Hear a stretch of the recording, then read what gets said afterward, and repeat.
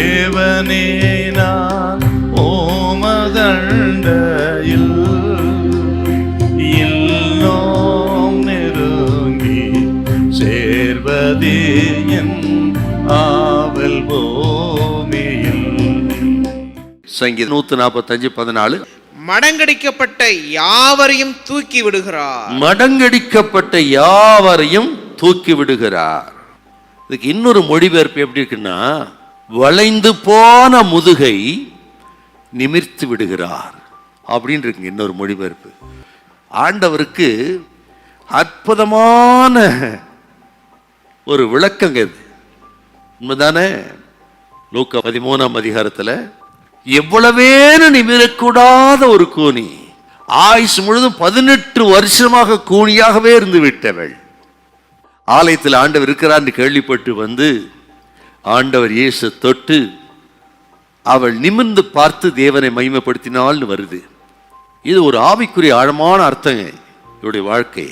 நமது ஆண்டவர் வளைந்து போன முதுகை நிமிர்த்தி நேராக நடக்க பண்ணுகிறவர்.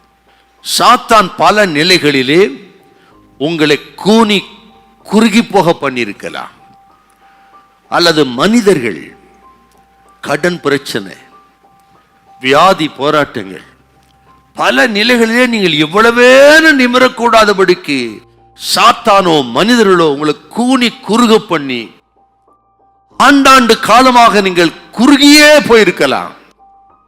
நான் கர்த்தருக்குள்ள விசுவாசிக்கிறேங்க, ஆண்டவர்கள் பரிசுத்தாவிகள் அதிகமாய் நான் பாரப்படுகிறேன்.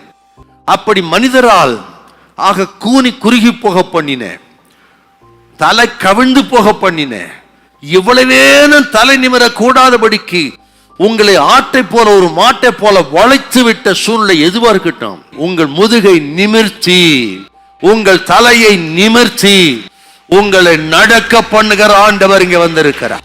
உங்களை கூனி குறுக பண்ணின சாத்தானுடைய பிடியிலிருந்து விடுதலை கொடுத்து, கடன் பிரச்சனை விடுதலை கொடுத்து, வியாதி போட்டார்த்து விடுதலை கொடுத்து இன்றைக்கு நிமிர்ந்து நடக்க பண்ணுகிற ஆண்டவர் வந்திருக்கிறார். மடங்கடிக்கப்பட்டவர் தூக்கி விடுகிறவர். I can challenge you brother sister, பரிசுத்த ஆவி சொல்ற வார்த்தையை சொல்லுகிறேன், இந்த முதல் நீங்கள் தலை நிமிர்ந்து நடப்பீர்கள்.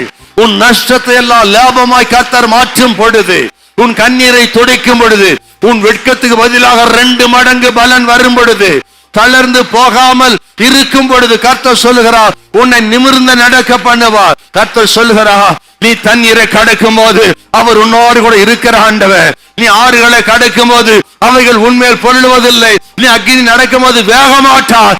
உன் வளைந்த முதுகை நிமிர பண்ணி உன் தலையை உயர்த்துகிற ஆண்டவர். ஹல்லேலூயா, ஹல்லேலூயா.